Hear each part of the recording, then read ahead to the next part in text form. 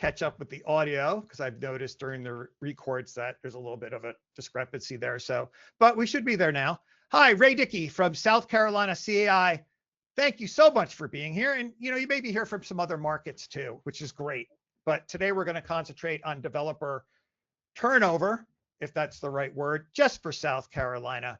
But I'm still glad to see you if you stumbled upon this and you're from some other markets. And you're welcome to ask questions. Before I go any further, I am going to launch a poll. If you are here for CEUs, click yes. Everyone has a question feature. That's how you get in touch with me today.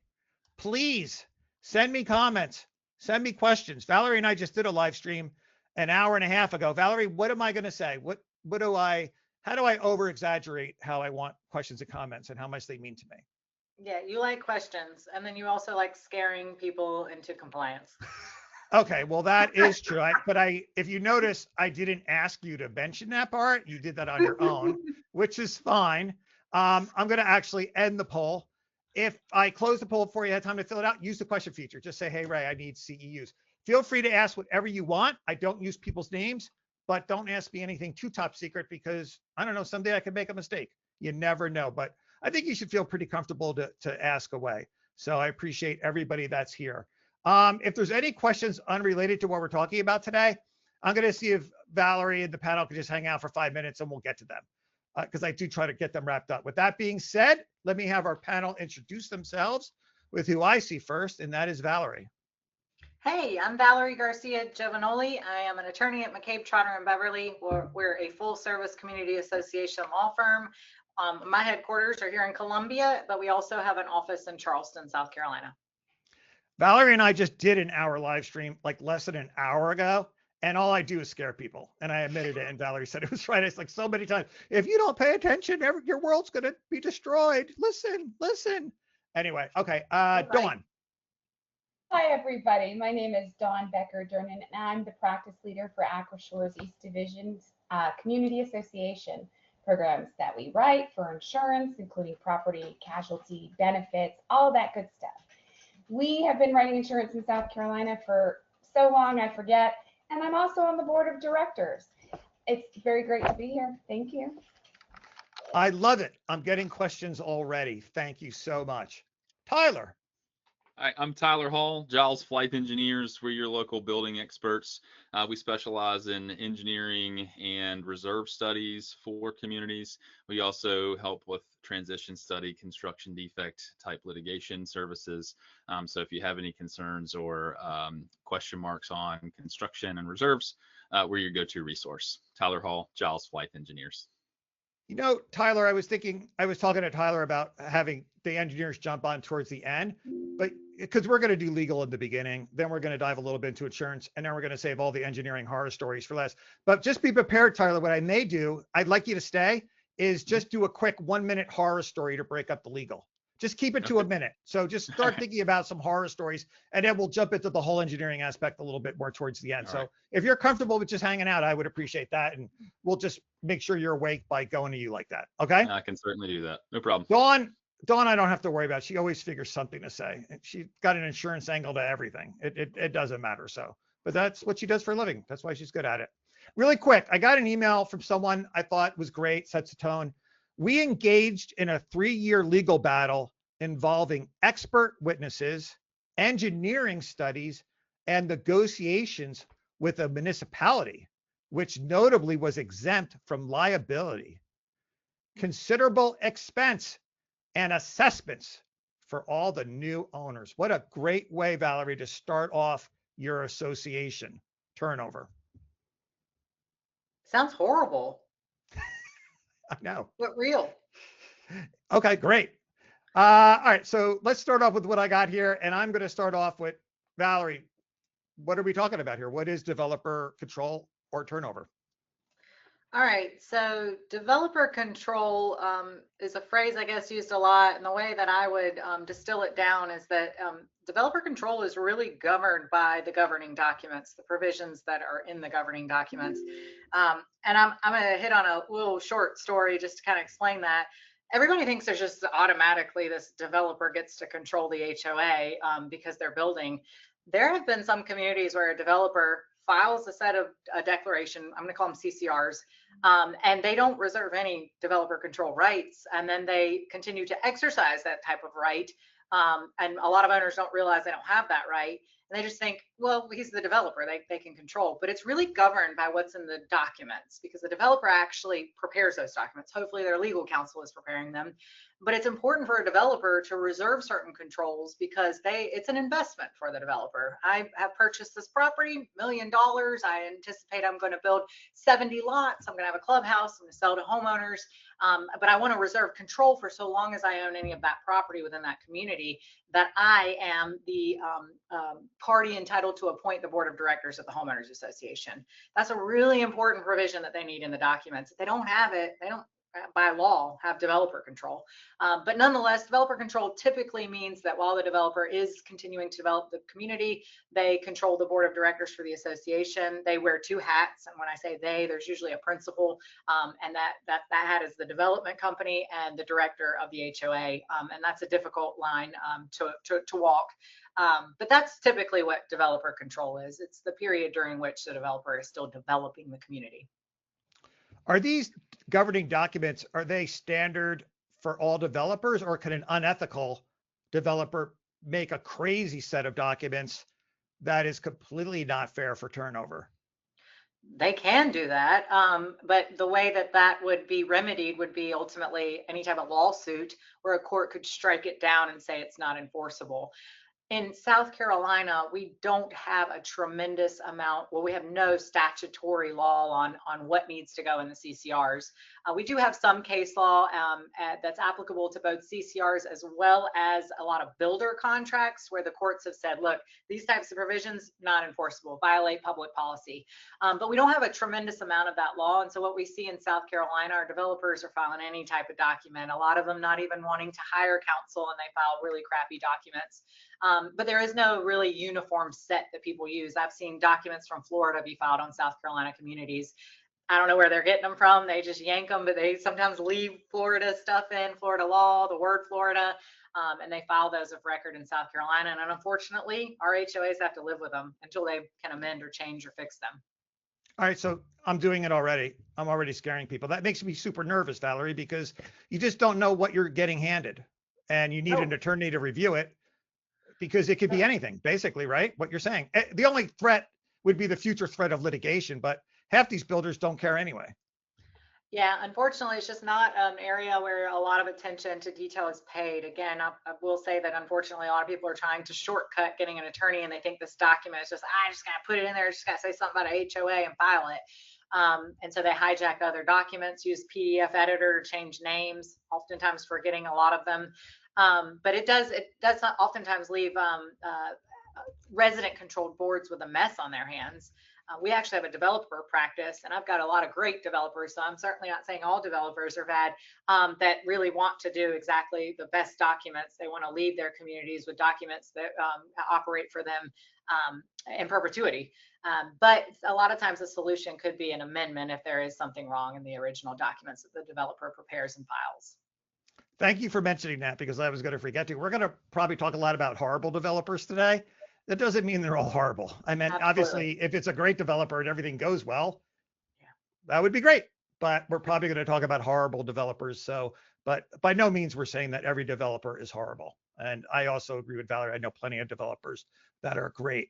I'm actually going to go to some Q&A right away, Valerie. I thought it worked out well, kind of jumping around earlier this morning, if that's okay with you. How do developers begin to reserve fund? We may go to Tyler on this. Do they seed the fund at first, or does it all come from owner assessments? And how much should be seeded?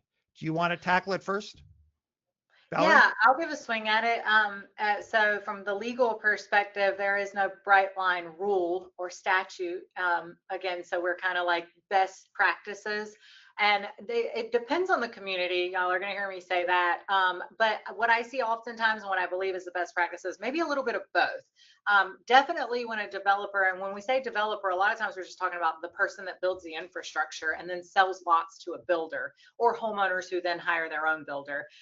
But typically from those initial land sales, I recommend a capital contribution to help raise those funds. It shouldn't fall squarely on the back of the developer.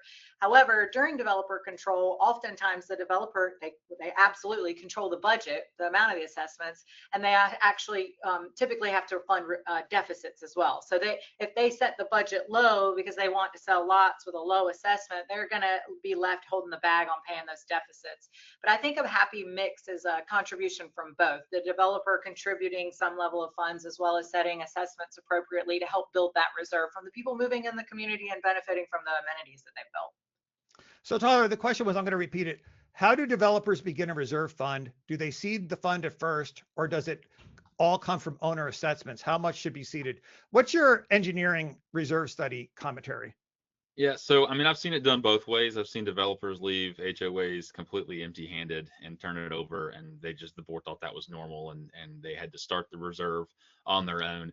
Predominantly, it's done through land sales, building sales, as they're selling off these lots. A percentage of that sell price goes toward a capital contribution. But a lot of developers are catching on. The really good ones, we work with those too. They're getting a reserve study early on. You can do a reserve study as early as new construction plans are available. Before you even break ground, you can get to know how much they should be putting away in these early years to have enough toward when you need the funds. I got asked the other day, how soon do you start planning for reserve studies? And I typically say as soon as possible. So if they have a guide, especially a third-party guide that says this is appropriate, that it helps them in avoid litigation to say, no, we are funding correctly, and this is the full funding balance, and this is what we should be doing. Okay. Is a specific date set for transition, or should it start and end? Question mark. Valerie. Again, when you say transition, we're assuming that there are developer control provisions in the document. And if there are, I would hope that there is a trigger date for the turnover.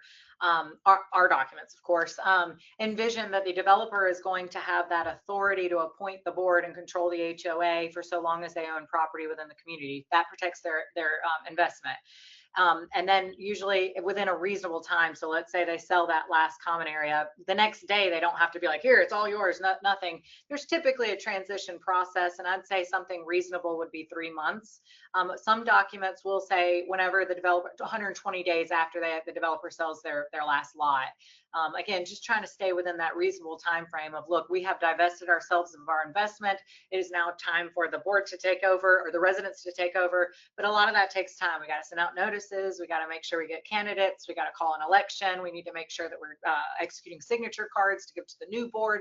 There's a whole lot that goes into it, and it's not a one-day turnover. So don't worry, Dawn. I'm going to assume that there's insurance part of that, so we're definitely going to get to you.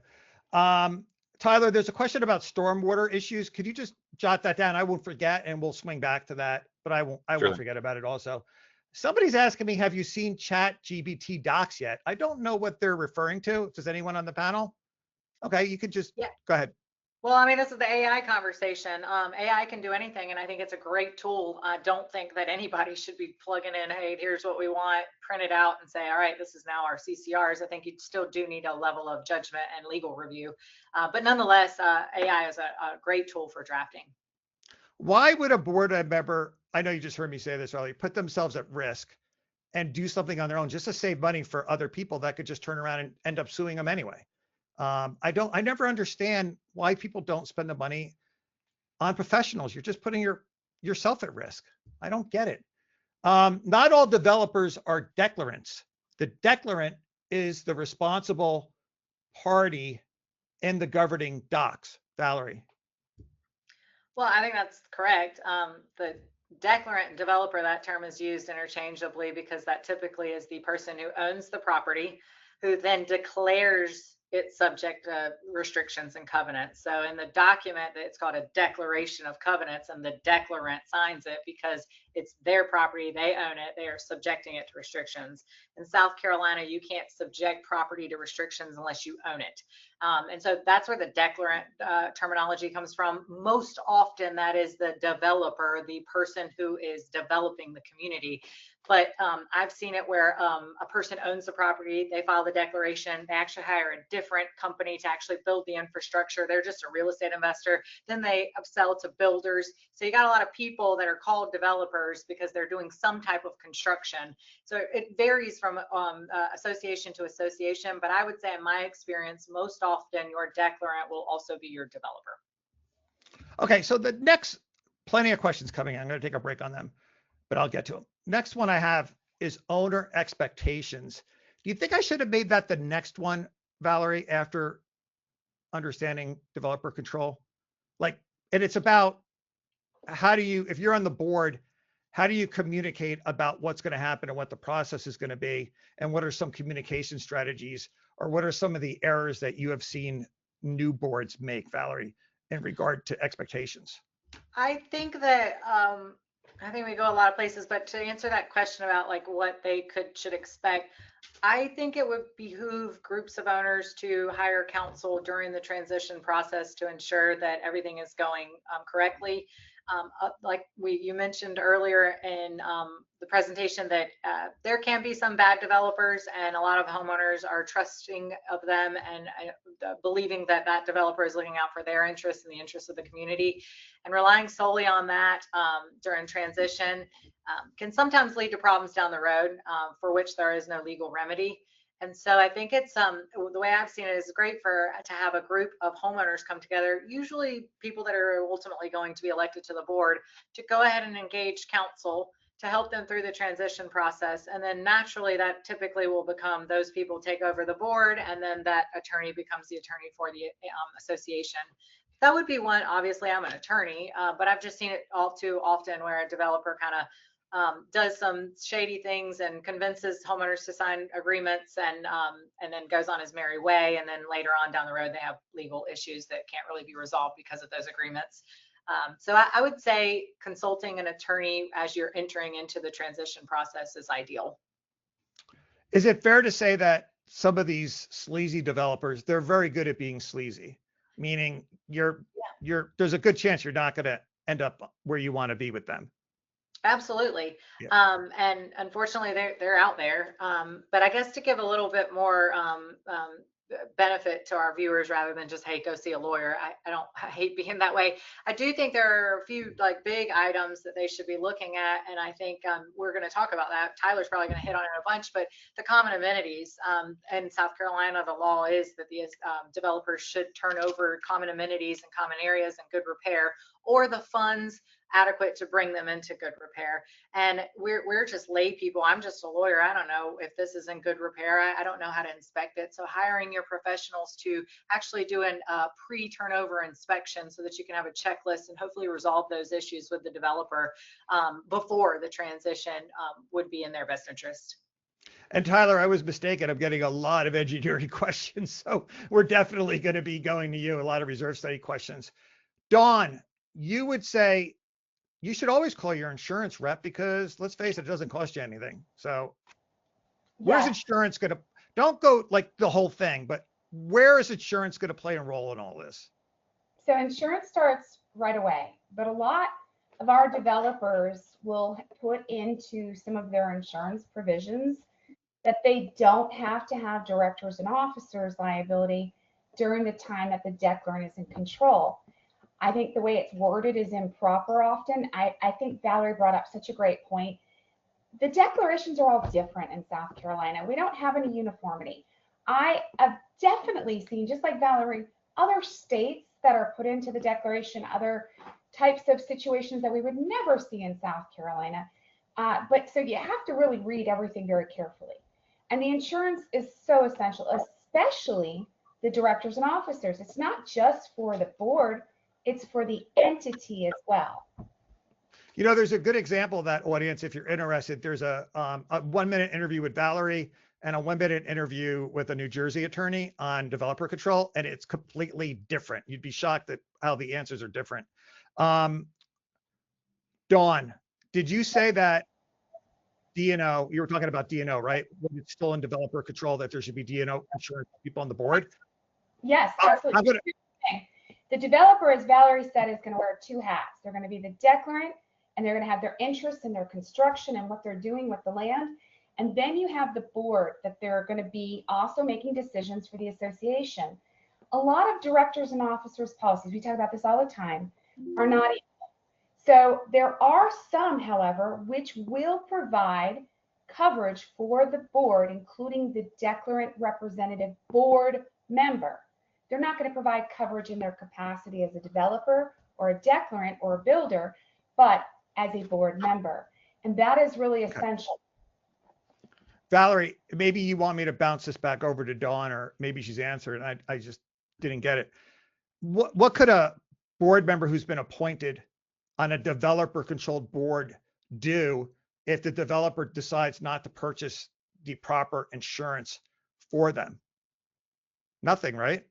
Wait, what you said, what could the developer representative board do? Dawn is talking about, and Dawn, you correct me, there's a developer controlled board. The developer has the majority of the votes. There's some owners that have been appointed to the board by the developer. Dawn is saying in some cases they don't have the proper insurance to cover themselves. Dawn, correct so far? That is correct. Okay. And because it's expensive and it's right. Okay. Hold on. Be... So Valerie, they don't control the board. So if the developer doesn't want to pay for the insurance, what can they do about it? They can confront the developer. Okay. I think it would be a breach of their fiduciary duty not to purchase that, and hopefully get a lawyer to help advise that developer as well if they need to hear it from a lawyer. But you're right. I think what you're saying is if they're appointed and they're trying to make a decision that the developer disagrees with, the developer could remove them and put somebody else on the board to make the decisions the developer wants. At the end of the day, I agree with Dawn. The insurance should be purchased. It protects the association.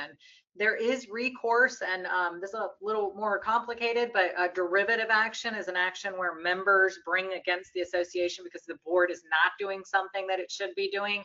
That could potentially be a solution here. Those can be expensive and time consuming, and derivative shareholder actions they're very complex. So you're going to be spending a lot of money, and then you start going into, okay, well, do we just want to bear the risk of if we get sued and we don't have coverage, D&O coverage, versus a proactive litigation to get it? All of these are, kind of questions you'd want to talk to your attorney about on how to traverse that certain situation if you find yourself in it.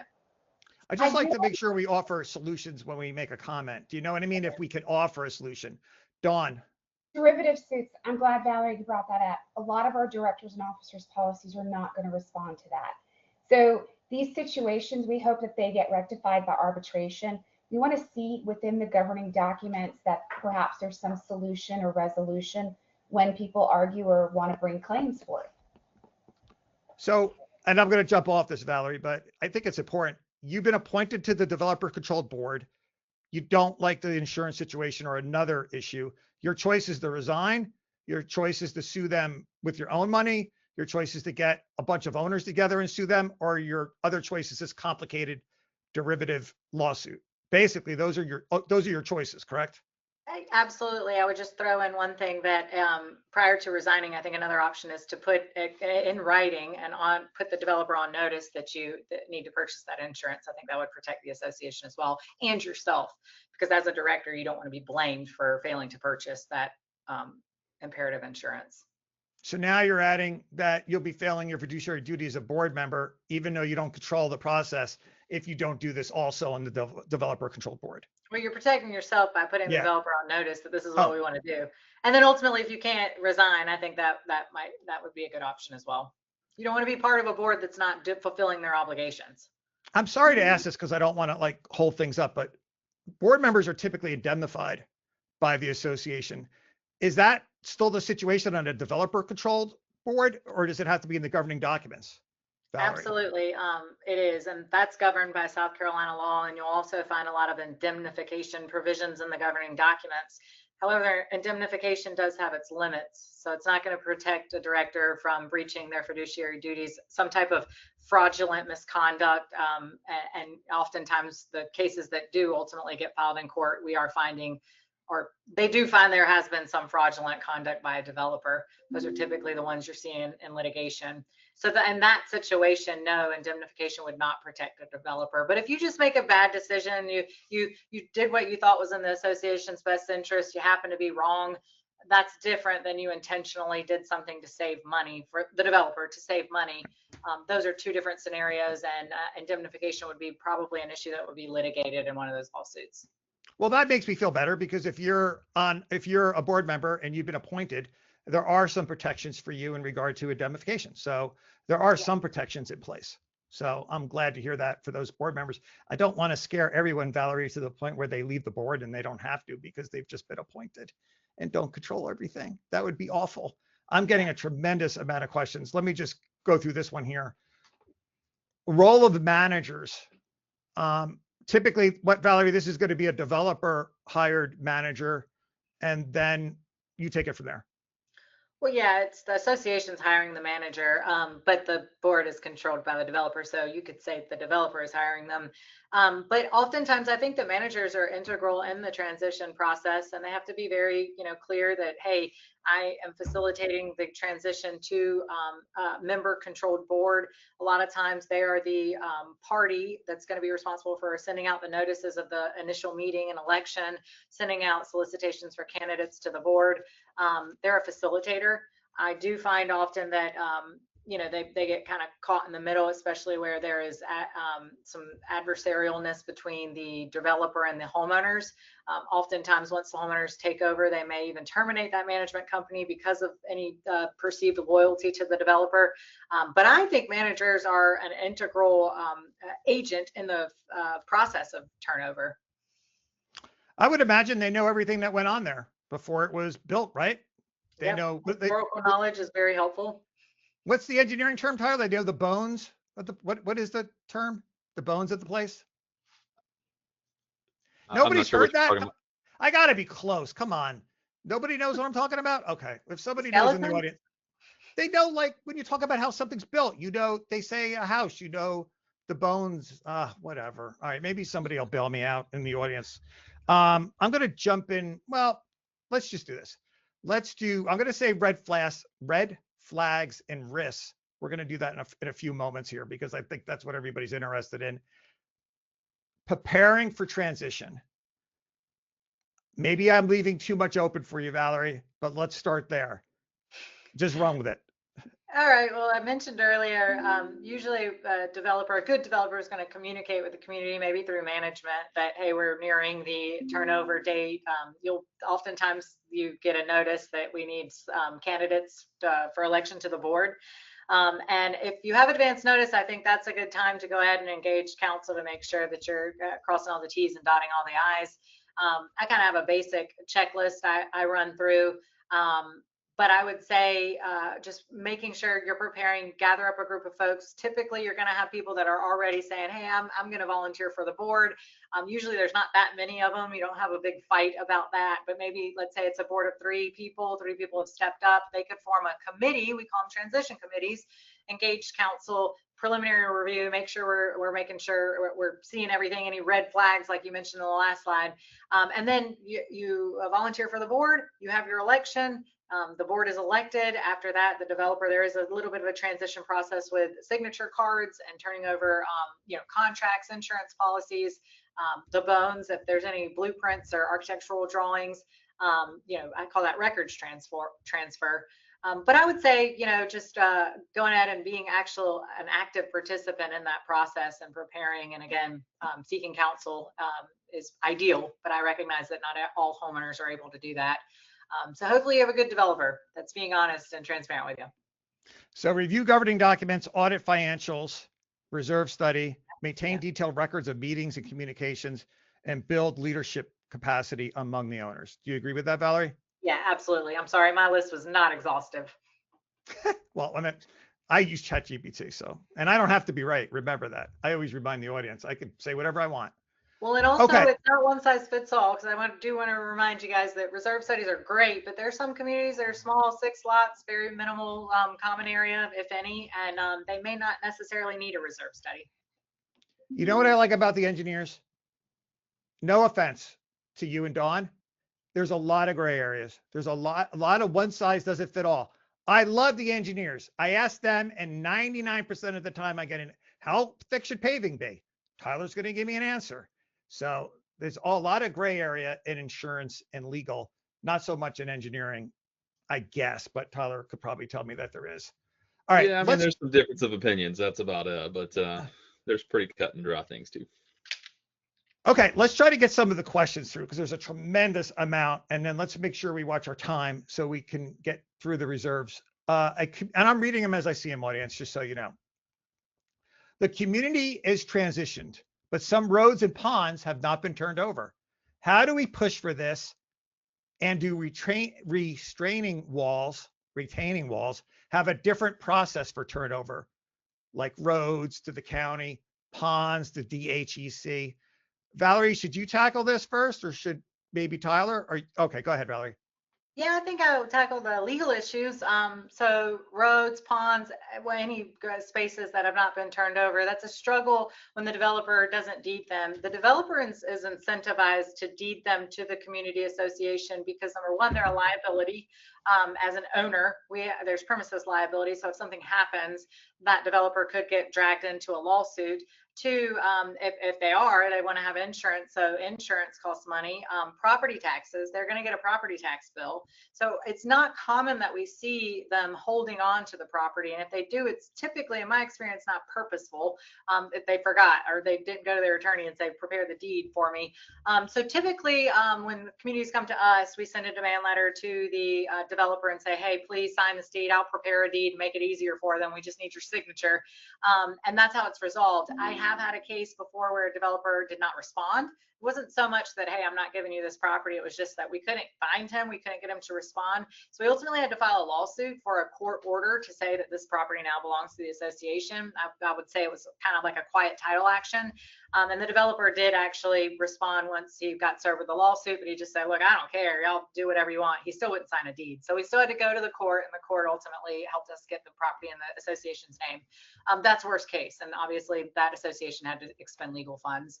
But from a legal perspective, I would say that that's typically how you get the property into your name. Then the association receives the tax bills, and they can also insure it because it's owned by them. I will throw into the retaining wall if you want me to continue, or I'll stop. With the retaining wall, that real property, that would be considered a fixture. So you can only deed real property, which is land. The things that are on the land go with the property. So you don't actually have a deed for a retaining wall. You would have a deed of the property upon which that retaining wall exists. But not only that, I would say that the governing documents, if the developer hired an attorney and really worked with the attorney well, would address who is maintaining that retaining wall, who's responsible for that retaining wall. I think we forgot to mention too, tell me if I'm wrong, the transition all just isn't like one day and the whole community's turned over, right? I always thought they turned it over though in like plots, but is it possible that they could turn over different parts? Like they could turn over some of the ponds, or could you explain to me, Valerie, well, I think for the confusion there is because you keep using the term turnover, which is totally how we use it. But I think people say like turnover, like this phase, that phase. There's deeding of property, a transfer of property, where the declarant is still controlling the entire community, architectural review, the board, the budget process. But the deeding of property can occur, especially in a large phase community, that can occur in phases. And so that's just essentially where they remove the title holder. It's no longer ABC Development LLC. It is now ABC HOA that owns the property. That's who will pay the tax bill. That's who will insure the property. That's who usually has to maintain the property. And that can happen at any stage in the game. And sometimes, like your initial question was, it cannot happen at all. And like 5 years later, you realize the developer still owns our common area.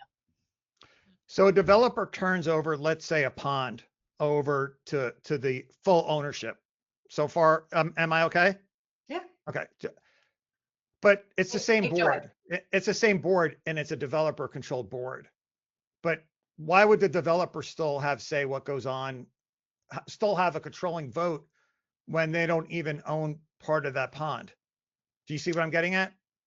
No, I think it's a little confusing. So the way that I would frame it, maybe to help clarify, is think of it like there's two entities. LLC is developer, Inc. is a nonprofit homeowners association. The developer is controlling the board of directors on that Inc. They deed the pond to the Inc. so that then the homeowners association is paying the property taxes. They are maintaining that pond because the developer built it. Everything's perfect. It's a perfect pond. Now, as homeowners buy into the community, they're using it because the water's going off of their property into the pond.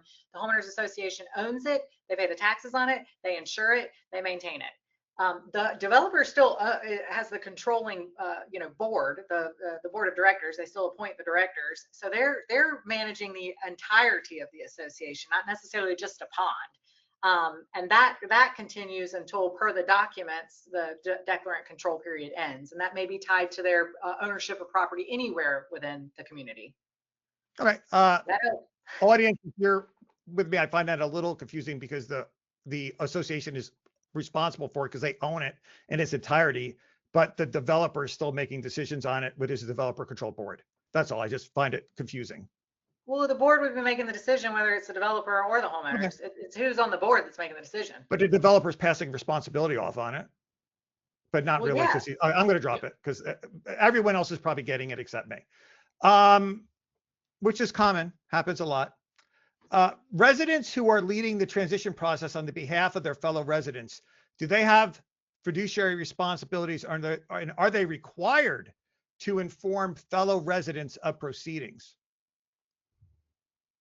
Can you restate that question? Sure. Those residents who are leading the transition process on behalf of their fellow residents, do they have any fiduciary responsibilities? And are they required to inform fellow residents of the proceedings? I have a feeling I know what community this is, but without giving any legal advice, no, not necessarily. I think a committee like this transition committee, is more of a voluntary role protecting the homeowners as homeowners. They're not serving as directors of a nonprofit corporation and therefore not subject to the fiduciary duties under our statute. So I don't think they, in the traditional sense, have any fiduciary duties to the other members. However, if they're creating sort of their own association and they are accepting money from other owners, that could give rise to fiduciary duties because you're taking other people's money to serve a purpose as an organization, an unincorporated organization nonetheless. But I think generally, no, they do not have fiduciary duties just because they are volunteering to set up a committee to sort of help the community take over the HOA once the developer relinquishes control. Dawn, someone is saying, Dawn's very good at deciphering what you're trying to say, Ray. Ask Dawn. Just any insurance, or do you have any clue what I was trying to say before, Dawn? I don't. I think you were just trying to say it can be confusing because of the fact that they're still the board as the developer, but it is the association's property. And ultimately, they are making decisions on property that is not owned by them any longer. I really think it's important to keep going and talking about that because I have found, as Valerie pointed out, where there has been a transition and then you go on and it turns out that the exhibit was wrong and that the property, they never had a supplemental filed, and that property wasn't annexed to the association. So there's ponds that the association thinks that they own, and it turns out that it's still owned by the developer, but they've been maintaining it. So the opposite can occur. And Tyler, that's going to be your department. Those are things you discover, correct? From an engineering angle.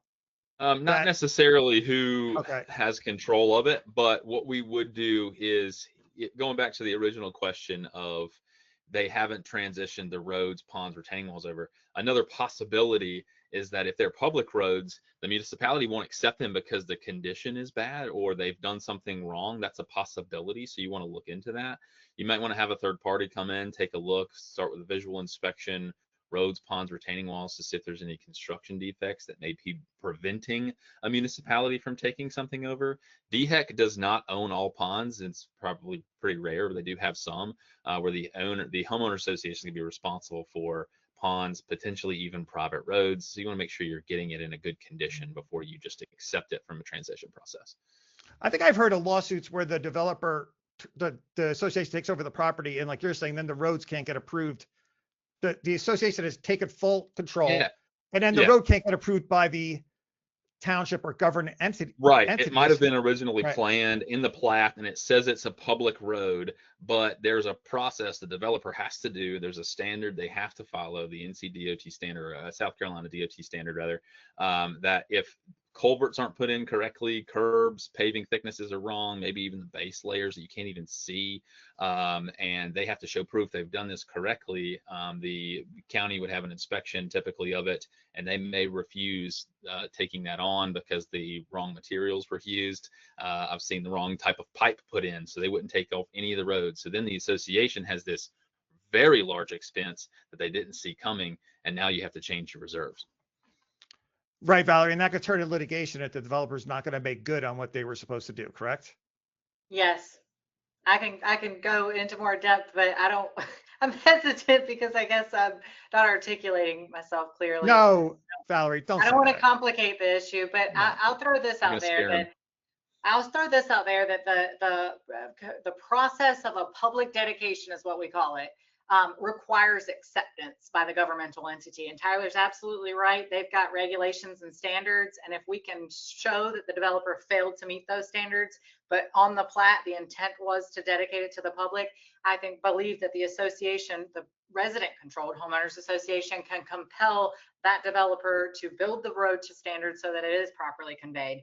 That can be an expensive battle. On the other hand, I have had situations where the county, for whatever reason, just doesn't take it, and I can't really draw anything to why we're not taking it. We aren't taking it. Maybe it wasn't in their budget, and unfortunately, there's a lot of immunity for them. And just because there's a recorded plat that says roads to be dedicated to the public, that in our case law has been found not sufficient to show a governmental acceptance. And so that enables a developer to sell lots off of a bonded plat. What you get though is you get a homeowners association that's stuck in the middle where the developer's like, I built everything to standard, or maybe I didn't, but the government's not taking it. And the homeowners are like, well, one of you guys needs to take care of it. We aren't expecting to have private roads. We don't have the funds to maintain private roads. And that's where they get stuck in the middle. So what are we telling our audience? What is the solution? How can a board protect themselves from getting in that situation, or can they not?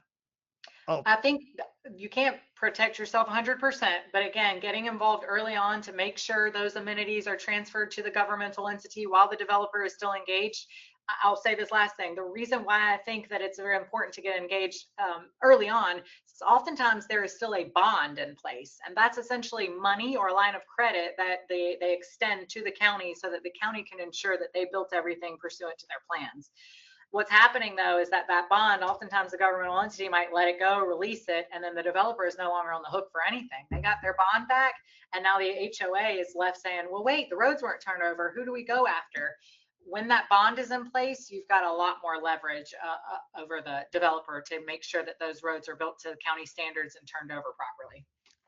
This seems like this could be a very frustrating position for board members more than usual because they're kind of in the middle between even more people now. Right? They got the developer they got to deal with and get along with the best they can.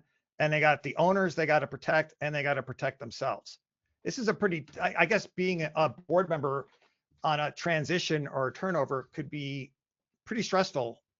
Absolutely. Okay. It can be a very difficult job. I think all director positions are thankless positions, but during transition, it can especially be difficult. A lot of questions about reserve studies. Basically, Tyler, they're asking, should they be done before the transition? I think did we answer that question or just repeat it? Mostly, there's no requirement that it has to be done before transition. It's highly recommended. That way, you know that the HOA dues are set appropriately to help fund you over the next 30 years, and you haven't been shortchanged and sold a bunch of lots on low dues when those dues don't cover everything. So it's certainly a great idea, but it's not a requirement. Is the reserve study the same as you're going to come in and inspect the property before the transition takes place? Can you talk about that a little bit? Because I assume there's a process, right? That they're going to hire someone like yourself to say everything's right. Go ahead. Yes. So there's with a reserve study, a reserve specialist or an engineer, architect, whoever you have, would come on site and inspect things. But that inspection is just to do a condition assessment so that your budget gets set correctly. It's not to look for construction defects. that professional may be able to say, hey, this is not good for you. This looks bad. You need to get another opinion. What that's going to be is that you're going to take a deeper dive, hire someone who can do a transition study for you. It's really looking for construction defects. It's not a budgeting tool. It's a tool to tell you that these things are installed incorrectly. They're not to standard. They're not to code. It's not how the manufacturer recommends things to be put in. And then what do we do about it? Also, how much is it going to cost to correct, right? As Valerie said, the developer has to either fix it and turn it over in good repair, or provide funds to do so. The transition study is going to provide that condition assessment to tell you what's wrong, if anything, and then a estimated summary of cost associated with getting these things up to standard. And that's certainly something that you would want to do as a board to relieve your duty of knowing construction things. And it covers all common area elements. If your community has pools, clubhouses, ponds, private roads, retaining walls, it's going to look at all of those things that are in the common area elements. So the reserve study, you look at the roads just visually, and you make some estimations for the reserve study. The transition inspection, you're going to actually maybe possibly drill holes into the pavement to make sure the right thickness is there, correct? Well, not inherently, no. Okay. A transition study is still a visual inspection. The difference is the output, right? So a reserve study is just a budgeting tool. It's to establish the proper funding. The transition study is to say whether it's installed correctly or not, right? And then to take that deeper dive. Let's say there is visual problems with the paving. We see significant depressions, cracking developing that shouldn't be there. Then we would say, do some core drills. We think you have a bad base, and then it points you in the right direction to get the information that you need. So I just went too far because I think core drilling sounds really cool, and I'd like to do that. So we got the machine to do it. Okay, I just went right to core drilling. So thank goodness I'm not in charge. All right, Dawn, should volunteers working on committees pre-transition have D&O, or will their personal umbrella coverage or insurance suffice? Oh, we can't hear you. I know you're having computer problems. We'll just have to, that one will just have to be a, hold on to. How, you can chat it to me if you want, but I really don't like reading the professional advice, but I can. How often in South Carolina do HOAs end up suing developers as a result of poor transition experience? Valerie. How often? I don't know. I'd say, I don't know. Of all the like my experience of people coming to me with developer issues, I'd say 1 to 5%. And I think Tyler actually had a good point. I mentioned it earlier. Knowing what it costs to bring the item in good repair really helps you evaluate whether or not you want to go after the developer. Sure, hire me, I'll send a demand letter. But what if he says go pound sand? A lawsuit. How much is that going to cost? 50 grand? And maybe we don't win. The pool takes 20 grand to resurface. Maybe it's a prudent use of your funds to go and resurface the pool. And principally it sucks because the developer didn't help you, but it would be very expensive to fight with them. If we send a demand letter, a lot of times the developer doesn't want to get sued, so they will engage, and they could potentially be a compromise settlement. But I think knowing how much that actual amenity costs to bring into good repair or fix is a great starting point for how do we want to proceed legally. Are there more good developers out there than bad developers? Is it like a huge difference like in most industries? All my developer clients are great, but I'd say it's about 50-50 because I also represent HOAs against bad developers. 50 and 50 is horrible. You understand, like in any other industry, if I asked you 50% of the people that provide a service or goods are terrible. That's 50-50 is awful. That's my experience. I can't speak to the industry as a whole. In our experience, I think it's gotten better over the last 10 years, I will say. By the way, I'm a lawyer. Right. Lawyers fight with other people, so I probably have a more experience with the bad side. Yeah. If the developer put deed restrictions on each individual deed, what is the protocol for the association once the HOA is established? Valerie. If the developer puts what in the deed, you kind of cut out. I feel like today's a rough day. If the you're blurry. Can y'all hear me okay? Yes. It's probably, maybe it's my end. Am I back? You're blurry. You go in and out. But I'm sorry. Go ahead. If the developer put deed restrictions on each individual deed, what is the protocol for the association once the HOA is established? I don't understand that question, number one. The deed restrictions, the way that we use it is probably about 80s is when South Carolina converted and developers started doing a uniform declaration for all lots in the subdivision. Prior to that, and some developers all the way up until the 2000s were doing individual deed restrictions, and that's how it was done in the olden days. You have tracts, you're developing 10 lots, and instead of doing a master declaration, you put deed this property, it's got restrictions. You deed the second one, it has the same restrictions. So, I mean, to the extent that it's a community that is deed restricted rather than having a declaration, you have to live with those deed restrictions. Those are very difficult, I find, to consolidate and sort of amend. But there are processes for that. We actually help a few communities that way. But I don't know exactly what they mean, like what do we do next? As long as there is a mandatory membership in a homeowners association and those deed restrictions, then you still have a homeowners association, and all of those people with deeds with restrictions in them are members of that homeowners association. Do you feel a lot of these questions and answers are going to make sense a lot more to people that are actually in this process, right? Because absolutely. Yeah. I think we're getting in really nuanced real estate law, and not everybody really understands that stuff. But when you say deed restrictions, that's just what I immediately think of. So it's not just me, audience. So, I think if you're in the process of this, you're understanding this a lot better. Do you feel that hosting town hall meetings more than once a year for developer communities are feasible? It's along the lines of an annual meeting. My response to that is I think town hall meetings are great. Developers usually don't want to have meetings with homeowners because unfortunately, candidly, frankly, the homeowners just like to show up and complain. But nonetheless, I will say under South Carolina law, they are required, the association is required to have at least one regular HOA meeting called the annual meeting. A developer cannot skirt that. They can, however, make that a Zoom meeting under the new recent amendment to our Nonprofit Act.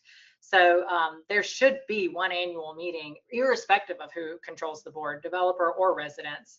They are statutorily required to have an annual meeting of members. I have never received so many questions as I am receiving now. So let me do this.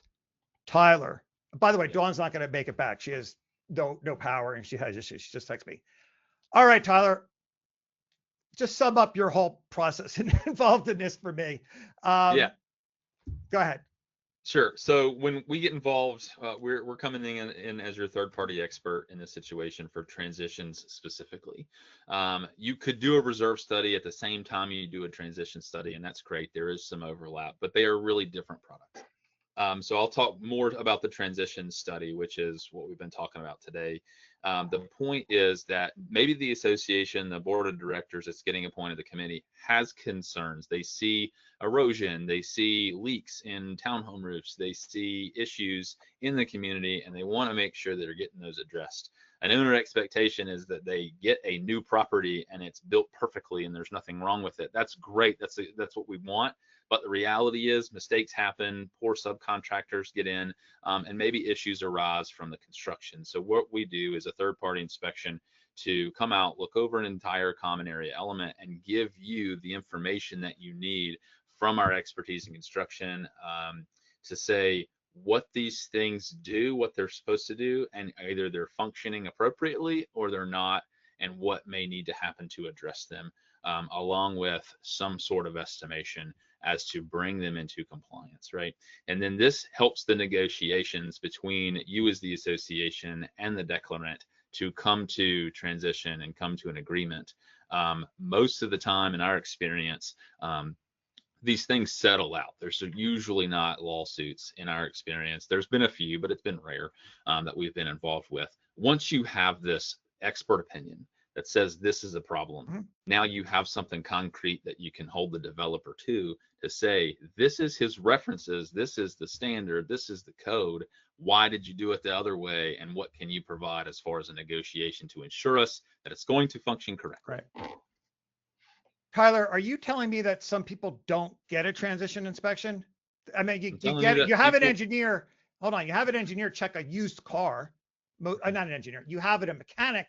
When you go to buy a used car, you usually get it inspected. Are you telling me that some? Yeah, people do. And I would compare it more to like a home inspection.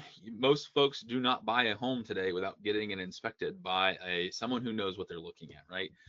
If you're a type of a homeowner. Maybe you're a board member who's been around construction for 20 years. You know the ins and outs. You can buy a home without that. That's great. That's not the case for most board members and most homeowners associations. Associations do transition without transition studies.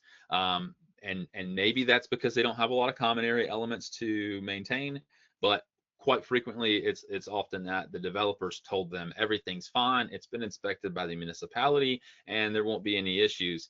We come behind the municipality all the time where there's issues and things that weren't installed correctly, right? You don't want to get 10 years down the road, realize your retaining walls had improper reinforcement, which by the way we've seen, and now your 30-foot tall retaining wall is down into the pond that it's supposed to be retaining the soil out of, and now you have this hundreds of thousands of dollars to rebuild it. I want to go to Valerie, but I don't want to spend too much time on this. Is this a correct statement? Don't depend on the town inspector to actually know that everything's up to par, because that's not what they're there for. True? Absolutely true. Okay. Yeah. Valerie, in regard not having a transition study, if you're on the board and you just took over, that seems to be a gross neglect of your fiduciary responsibility. Why would any board member want to take that responsibility on? And how can they even get away with it? Like, how could they possibly have any logic in not having it? I don't want to concede that a board's failure to get a transition study by a professional engineer is a breach of a fiduciary duty. I'll start there. That's not to say I wouldn't recommend it. I think it's gold standard. I'm not going to say that that is the minimum standard. Like Tyler mentioned, communities vary and their amenities vary. And I think there are alternatives that the associations, the boards can potentially do.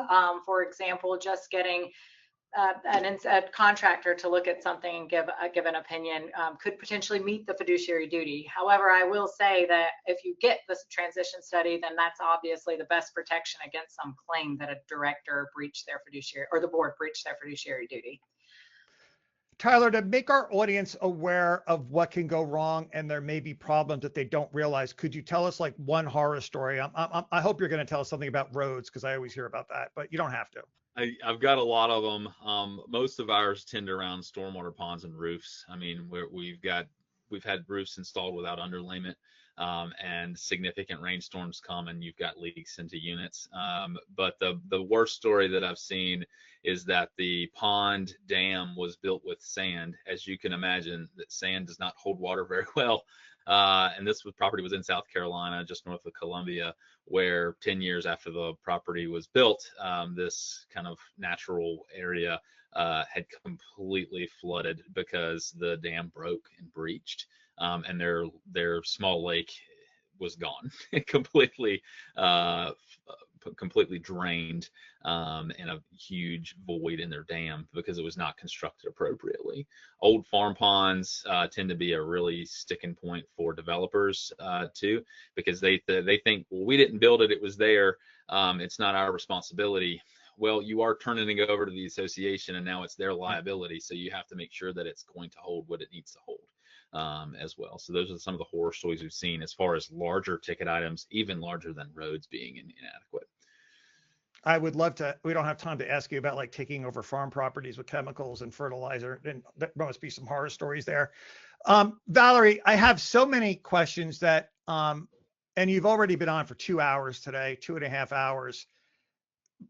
Most of them are legal. There are quite a few reserved. What would you like to do? Do you want to just regroup you and I together and do some pre-recorded stuff when your schedule opens up, or do you want to try to tackle them now, because there's a lot of them and they're pretty technical? I am unable to go past our pre-described hour. Yeah, just so the audience. Yeah. Yeah, but we can. I'm more than happy to reconvene and do another segment. Like most of our segments, there's just so much. You can't cover everything, but I would be happy to try to answer the best of my abilities the questions that have been posed today. Yeah, just so the audience knows, Valerie's already did a previous live stream this morning, so it's been hours, and it's not like the panelists just show up at the very moment. They hate it, but I asked them to come on early.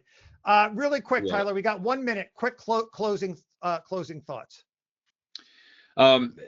My only thoughts to the boards out there looking to transition is to make sure that you are getting your property in the condition that it should be in.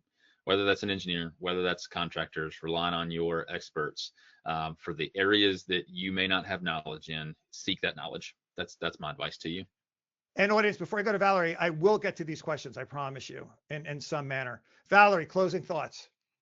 Participate in the transition process, get involved early, and consult your professionals. The last little thing that I wanted to mention, we were on the red flags screen, and I didn't mention this, but I always think it's a red flag when a developer transitions to resident control board and opens a new bank account. The association should be able to see the history of the prior banking records because they are the records of the association. And any situation where I've found that developers close a bank account and open a new one to give to the residents, there's usually something in that past one they don't want someone to see. So that's a red flag, and I would just throw that out there as my final thought.